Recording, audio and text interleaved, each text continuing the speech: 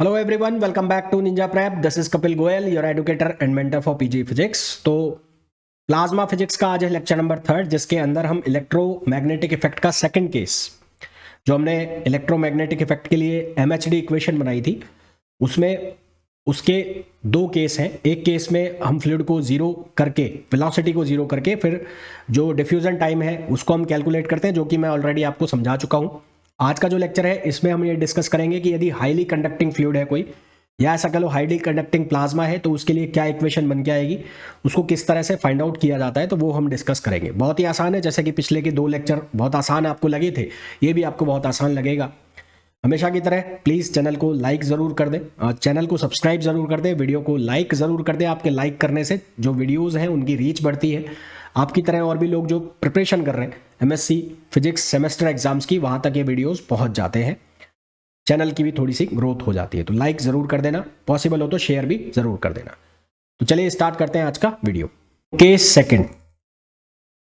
Second, when fluid is highly conducting, when fluid is highly conducting, तो जब fluid highly conducting है, तो highly conducting का मतलब हो गया सिग्मा अप्रोच कर रहा है किसको, इनफाइनाइट को। तो हमारे पास जो इक्वेशन लिखी है वो डेल स्क्वायर बी, हमारे पास जो इक्वेशन लिखी है del square B plus mu sigma curl of V cross B equals to mu sigma और del B upon del T. तो इस इक्वेशन को रीएडजस्ट करके लिखना पड़ेगा। तो रीएडजस्ट करके लिखेंगे तो 1 upon mu sigma del square B plus ये कितना हो जाएगा, ये हो जाएगा curl of V cross B, curl of V cross B, और ये हो जाएगा del B upon del T. अब सिग्मा अप्रोच कर रहा है इनफाइनाइट को, तो ये जो टर्म है ये हो जाएगा जीरो। तो इक्वेशन हमारे पास बनेगी curl of V cross B, curl of V cross B. हमारे पास जो इक्वेशन बनेगी वो बनेगी curl of V cross B और equals to del B upon del T. ये इक्वेशन हमारे पास बन जाएगी जब हम बात कर रहे होंगे किसके लिए, जब हम बात कर रहे होंगे हाईली कंडक्टिंग फ्लूइड के लिए। मैं इसको अंडरलाइन भी कर देता हूं, जब हम बात कर रहे होंगे किसके लिए, हाईली कंडक्टिंग फ्लूइड के लिए। हाईली कंडक्टिंग फ्लूइड का मतलब है कि जो सिग्मा है उसको अप्रोच कराना है हमें इनफाइनाइट को। यहां पर हमें प्रॉपर्टीज का यूज करना है। वो प्रॉपर्टीज को मैं लिख नहीं रहा हूं, मैं डायरेक्ट वैल्यू लिख रहा हूं।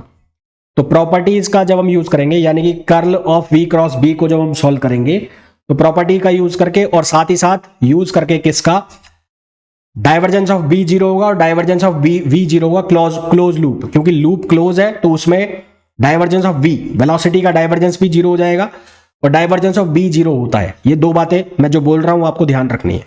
तो इसका यूज करेंगे तो हमारे पास जो इक्वेशन है वो बनेगी।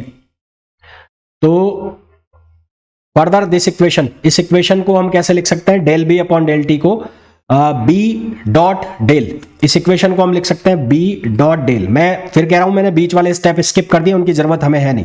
तो B dot del V minus B dot del V minus V dot del और B minus V dot del और B equals to del B upon del T. दो चीजें मैं जीरो कर रहा हूं यहां पर। एक तो मैंने जीरो किया है यहां पर किसको, मैंने डेल डाइवर्जेंस ऑफ बी को जीरो किया है, और एक डाइवर्जेंस ऑफ वी को जीरो किया है। ये वाला मैंने जीरो क्यों किया है, क्योंकि लूप क्लोज है, क्लोज लूप के लिए। तो ये दोनों भी इसके अंदर आए होंगे स्टेप, वो दोनों जीरो हो गए, इसलिए ये वाला स्टेप बचा है, ये वाला स्टेप बचा है। तो यहां पर ये बन गया बी डॉट डेल वी और V dot del B equals to del B upon del T. ये हमारे पास बन गया। कोऑर्डिनेट्स जो है उसको हम इस तरह से चूज कर रहे हैं कि बी डॉट डेल की वैल्यू क्या हो गई, जीरो हो जाए। तो choose coordinate in such a way, choose coordinate in such a way, coordinate in such a way that B dot del ये जीरो हो जाए। तो ये जीरो हो जाएगा, तो हमारे पास बनेगा वी डॉट डेल ये माइनस में है, B equals to del B upon del T, ये हमारे पास बनेगा। इसको रीएडजस्ट करके लिखेंगे, यानी कि दोनों को एक साइड ले जाएंगे, तो हमारे पास कुछ इस तरह की इक्वेशन बनेगी, del upon del T plus del upon del T V dot del और बी इक्वल्स टू जीरो। ये जो पूरा का पूरा लिखा हुआ है इसको मैं ऑपरेटर कंसीडर कर रहा हूं, ये जो पूरा का पूरा लिखा हुआ है इसको मैं कंसिडर कर रहा हूं d/dt। तो इसको अगर मैं d/dt कंसिडर करता हूं तो हमारे पास बन जाएगा dB/dt इक्वल्स टू 0। हमारे पास क्या बन जाएगा dB/dt इक्वल्स टू 0। तो वो पूरा का पूरा ऑपरेटर कंसिडर कर लिया मैंने।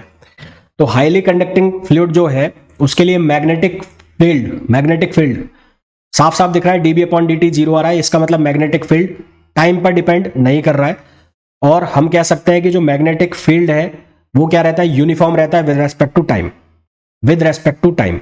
तो यदि एक हाईली कंडक्टिंग फ्लूइड के लिए किसी लूप को हम मैग्नेटिक फील्ड के अंदर रखते हैं तो उससे पास होने वाला magnetic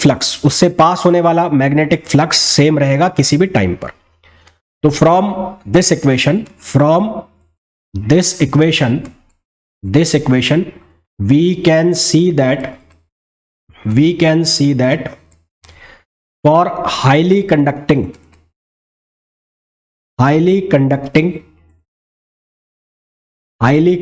fluid, magnetic field is independent of time,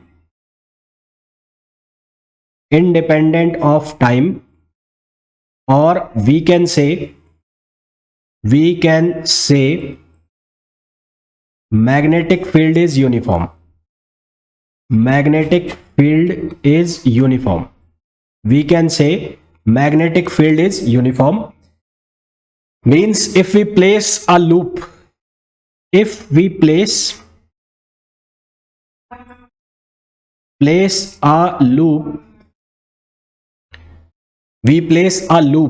in magnetic field, then magnetic flux passing through, then magnetic flux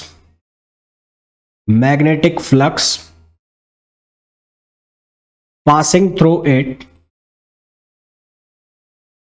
magnetic flux passing through the loop is remains same at any time. Magnetic flux passing through the loop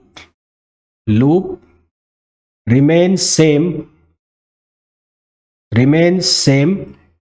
at any time.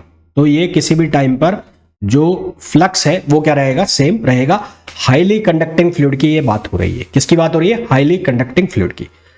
तो MHD जो equation है उसका हमने पहला effect पढ़ा electromagnetic effect, उसके दो case बने, दोनों केसेस के अंदर क्या क्वेश्चन बन सकता है वो भी हमने देख लिया। अब इसका दूसरा इफेक्ट जो होगा मैकेनिकल इफेक्ट, उसको हम डिस्कस करेंगे नेक्स्ट लेक्चर के अंदर। उसके अंदर क्या बन सकता है वो भी हम डिस्कस करेंगे। तो नेक्स्ट लेक्चर में मिलते हैं। Till then thank you, bye bye.